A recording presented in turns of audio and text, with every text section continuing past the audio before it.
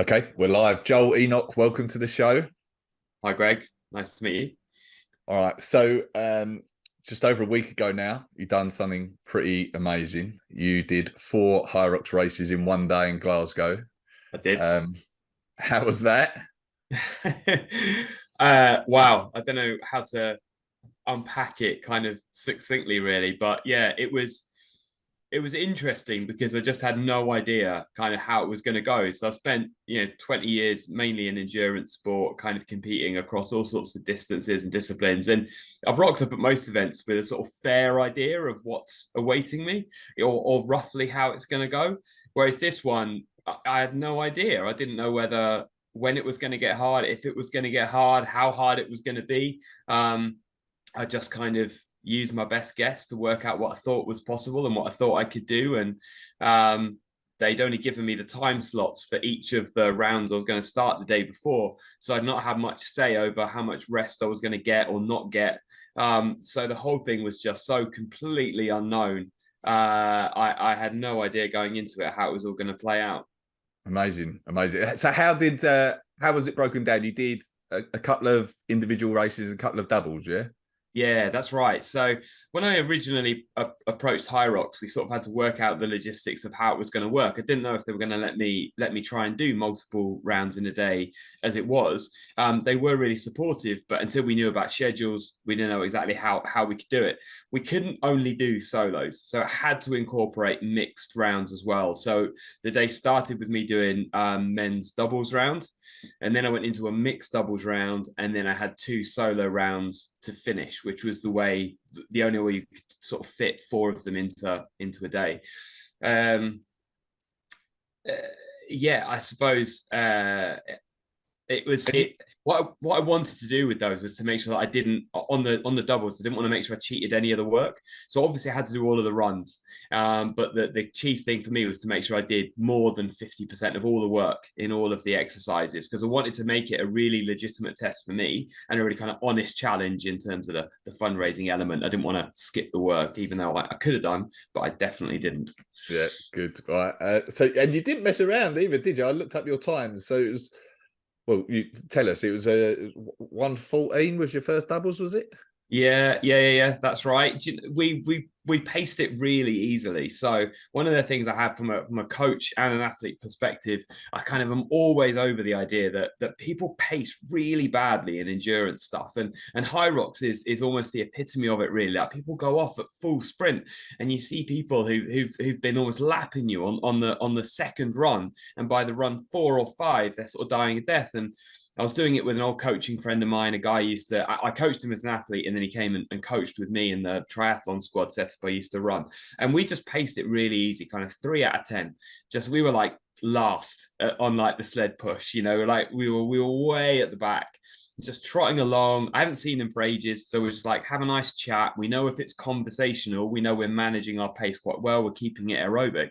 And I thought I'm not going to look at my watch at all until we get to the end of the burpees, and we're halfway through and we've got a rough gauge on where we are. And I looked down at my watch, kind of 4 rounds in, and we were on 36 and a half minutes or something. And it had been pretty easy all the way around. And I was like, great, this is all right. This is a good sign. I think we've got this. I can reduce the level of worry a little bit.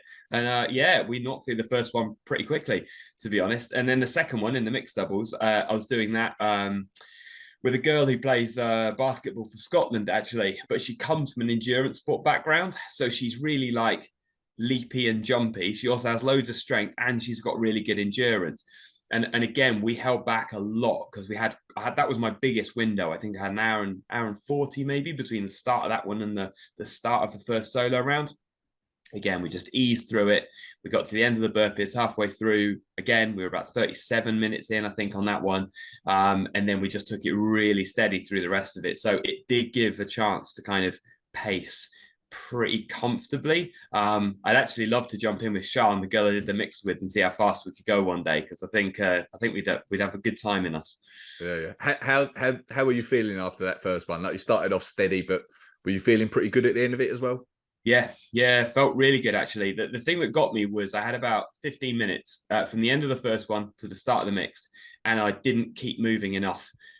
and I seized up quite a lot. So I got to the start of the second one feeling quite fresh in myself. And then we started to move, and it took me a good kind of 10 minutes to sort of ease through the first run and then through the ski erg before I was even starting to feel kind of warmed up again. So I made sure I moved a lot more between the subsequent rounds just to kind of keep the body temperature, make sure the muscles didn't seize up. And I knew at that point that was going to be a bigger factor as we went through the day, and I was going to have to manage it better. So it was a good early warning. But yeah, basically it was pretty comfortable. I have to be honest, for the first two, it didn't really feel like I'd done too much, but I knew that the third round, that was the one that was really going to be the test, and where it sort of was made or broken.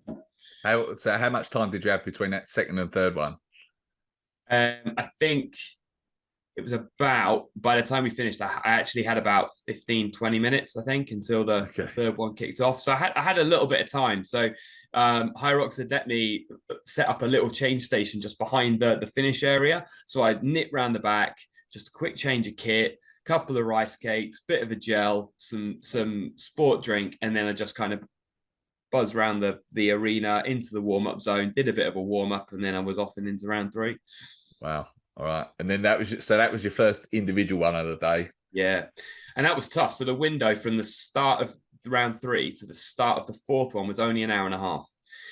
So I had to get through it, I reckoned, in an hour and 20 minutes to give me the time to actually get round the back, change my vest, fight my way through the crowd, get through the warm-up zone and into the start. Just I wanted that 10 minutes kind of window. So that meant I had to do my third one in an hour and 20. Now I think the Glasgow as a whole, the event was maybe a little bit quicker than some of the other courses, and that might have given me an extra minute or two. So that was useful. But it was a bit of a test. I was 2.5 hours in at that point and 3 and a bit hours into the activity of the day. And I thought, right, what have I got in me? So I just decided to push the third one pretty hard. Nothing that was unsustainable, but I kind of hit a solid 7 out of 10 effort and just thought, what's that going to give me? And again, looked at halfway, and I think again I was on a kind of 37-38 minute kind of time, was feeling okay. The body was starting to seize up at this point, but I thought I've got the rest of this round, and if I can just get to number 4, that's the last one, so I can slow down then. So I did try and push that third one a little bit more until I got to the wall balls, and then just manage those as well as I could without doing anything crazy. And at that point, again, I knew that I was sort of within the time, and I think I did, off the top of my head, I think I did round 3 in an hour and 18.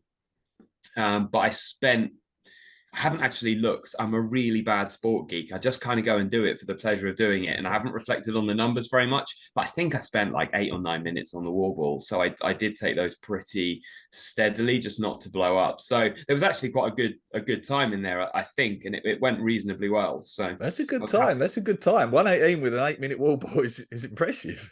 Yeah, well, it's not bad. It always surprises me, to be honest. I don't really consider myself much of an athlete, so it always surprises me when I'm sort of doing all right at stuff, and I look around and go, "Oh, these people all look quite fit," and I'm seem to be doing all right myself, and it's a nice surprise every time. So that's good, really.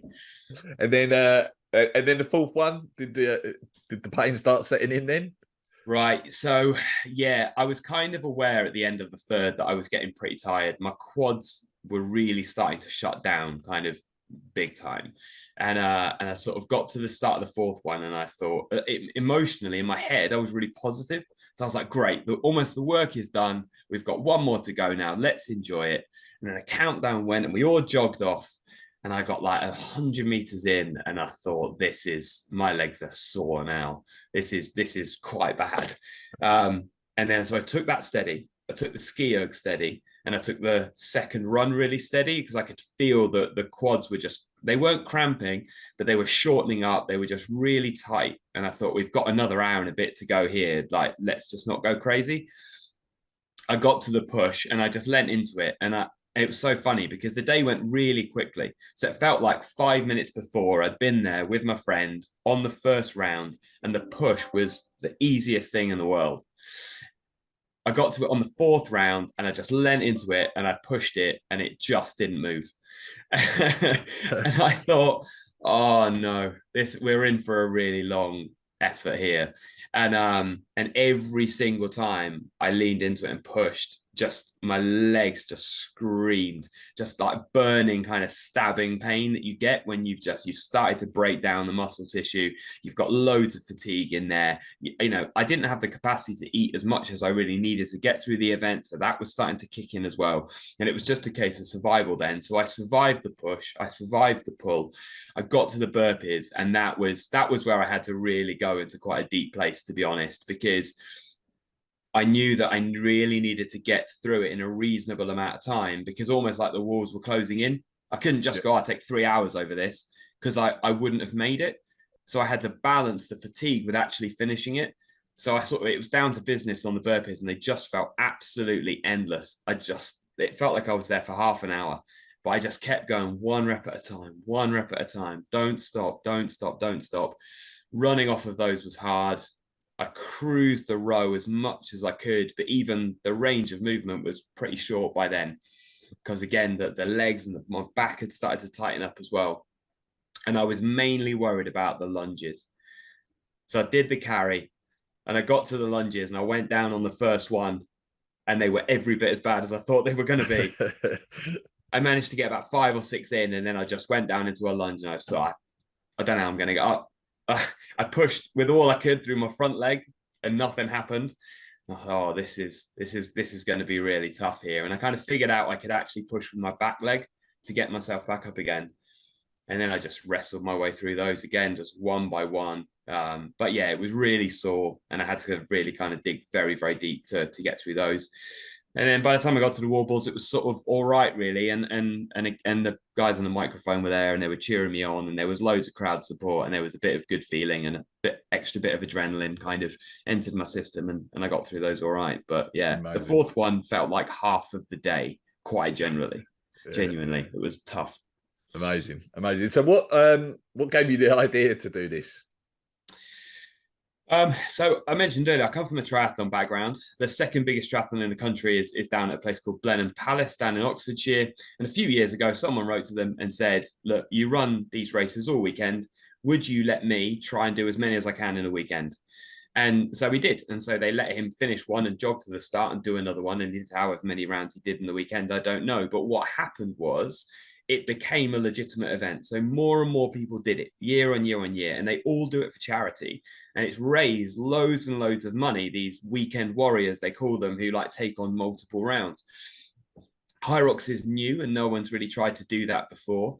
And I thought, I want to do something with my fitness and my training that is going to raise money for charity, that's going to do some good, that's not so selfish and just about me competing. And what can I do? You know, I can't go and cycle around Africa. I've got a job, I've got a family, and no one's going to give me any money to go and run a 5K. So I've got to find something in the middle that's a really legitimate challenge that maybe no one's done before. And doing these multiple rounds of HYROX kind of seemed to be the thing. So the inspiration was these guys who did it in the triathlon context. And so then I thought, well, how many can I do? And I thought, well, I think I've probably got 3 in the bag. I think 5 would be too many. So let's see about 4. And I think that was right. I think three wouldn't have been enough of a challenge. I couldn't have finished 5. So we nailed that.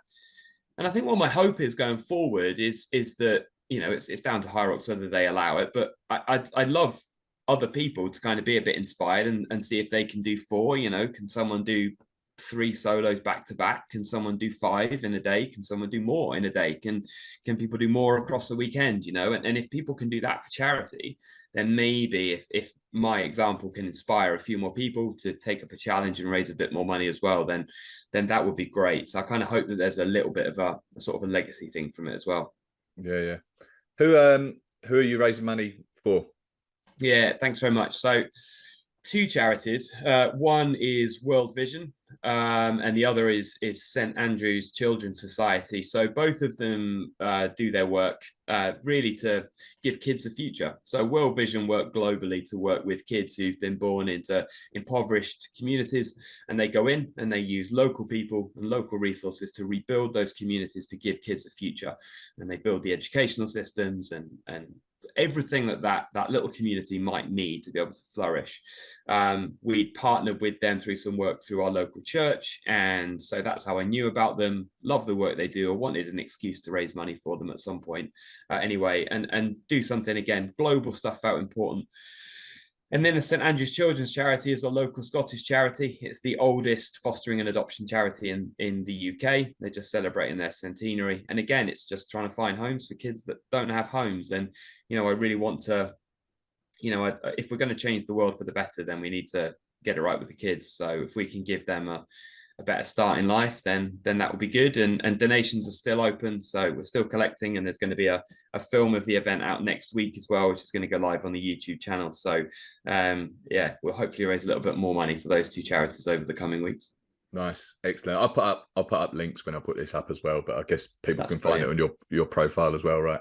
Yeah, brilliant. Thank you. All right. I assume this wasn't your first HYROX, by the way. No, I've done two. So I did Manchester last year, 2022, and Manchester this year, 2023. My next challenge is to try and do one healthy, because last year I'd badly injured my foot, and I basically broke my foot on the second run in Manchester. And so managed to finish it and qualify for the Worlds, but they were in Vegas, and I wasn't going to take myself to Vegas for that. And plus I had to take another 8 weeks out to let my foot heal after the event. And then this year I went into it, and I've been ill for about 3 weeks beforehand and pulled the same tendon in my foot running up to it. But I did still manage to qualify for the Worlds. So I'm doing the Worlds in Manchester in May, but they up all the weights. And the difference between the normal weights and the pro weights that they do at the World is literally the difference between what I can and can't move. So I don't intend to do particularly well, but I will go there probably quite run fit is the idea, quite aerobically conditioned, and we'll see if I can get through the heavy stuff and what that brings on the day. But that'll be a bit of fun. And then, the future, I think, is doing lots more of the sort of team and relay ones and doubles events, and maybe have a go, as I say, at doing a solo healthy at some point. Right. I've got. Well, how did you break your foot on the second run?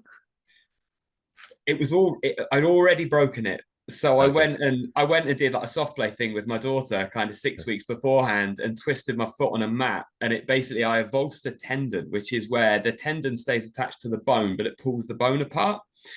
So I did that, and then I thought, oh dear, I've got HYROX in 6 weeks. I better not do any run training. So I did no run training, went into it and thought, is it healed? And it wasn't. So that went crack again on the second run of that. So that was pretty nasty. And then this year it was just like literally, I gotta say, I got ill, and then I just twisted my foot a couple of days before Manchester this year, and kind of pinged it a little bit. It was all right, but it inflamed a little bit. So I wasn't in tip-top run form for that one, but it was good enough and still enjoyable. Wow. Okay. Have you got any more challenges other than staying healthy and doing a HYROX? Any more challenges planned in the future? Not charity challenges yet, but I'd like to find some. There might be some other kind of HYROX related ones that I might be able to do. The rest of this year, it goes back a bit more selfish again. So I've got World Aquathlon Championships, which are also in May. So that and HYROX World both in May. They could have spread them out, but 2 World Championships in 1 month seems pretty fun. And then I wanted to do Scottish, British, European, and World Championships at something in a year before I got too old. So I've got all of those for aquathlon, so swim run this year. So they'll be kind of my main sporting endeavors. And then in the autumn, I'll probably turn my attentions again to HYROX and try and get strong again after a skinny summer. Brilliant. All right. Just I know you've got to go. One more question about like the fueling on the day. Like, did you? Yeah. How did you fuel to take on 4 races? Any special tips that might be useful for people listening? Yeah, no, thanks very much. My background is partly in sport nutrition as well. So I qualified as a sport nutritionist, and I've sort of lectured and educated on that for the last 15 years. So I feel like I'm fortunate, and it's an area that I sort of naturally I do quite well because it's quite well practiced, and I sort of know the theory. I knew I wasn't going to be able to take in as much energy as I needed really for the day, but I tried to get on board about 100. I actually managed to get about 110 grams of carbohydrate on board every hour from the start to the end of the challenge, which was about as much as I thought I could tolerate. And I think I was right. My stomach was about on edge. That would be more than some people could probably tolerate in an hour. The issue was really that I actually just started to get really hungry because I couldn't really eat any solid food through the course of that. So as I say, apart from a few rice cakes, there wasn't much I could do. So I took on board as much as I could through gels and blocks and stuff. Got about that 110 grams in an hour, and that was enough to get me through. I think two things are key. So one, in terms of my challenge, was not overworking too early, so I could kind of rely on the fat metabolism a little bit early on, kept the heart rate down a lot. The second thing was I felt like it was really more about hydrating than fueling. Because you're inside, for anyone who's done a HYROX, they know it's so warm, you're just losing a huge amount of sweat. If sodium loss is an issue for you as well, I'm fortunate it's not too much for me, but it is for some people. I think the hydration aspect is really key. And if I was to give a tip to people who haven't done it before, I'd say get your hydration right. Make sure the day before, particularly, you're hydrating really well, certainly with fluid, possibly with sodium as well. And if you pre-hydrate, you're going to help yourself loads on the day, and then just kind of tick that over in the morning. I do see a lot of people as well making the classic mistake of rocking up at the start line and drinking 500 mils 2 minutes before they start. Just because it's in you doesn't mean it's hydrating you, and you've got to do all of that hydration kind of at least 2.5, 3 hours before, or like I say, the day before. So hydration feels a really big aspect of HYROX as a challenge for me, rather than the nutritional side. Yeah, and it stops you from having to stop for minutes and minutes in the rock zone as well. Like if you're hydrated a few days before, you reduce the need for that. Exactly. Yeah, you can kind of nutritionally, if you're well fueled, you can get through a kind of hour and a half effort pretty well. But hydration will find you out in that time, especially if you're a heavy sweater or you lose a lot of sodium in your sweat. You'll be 40 minutes in, and that will be starting to have a really big impact.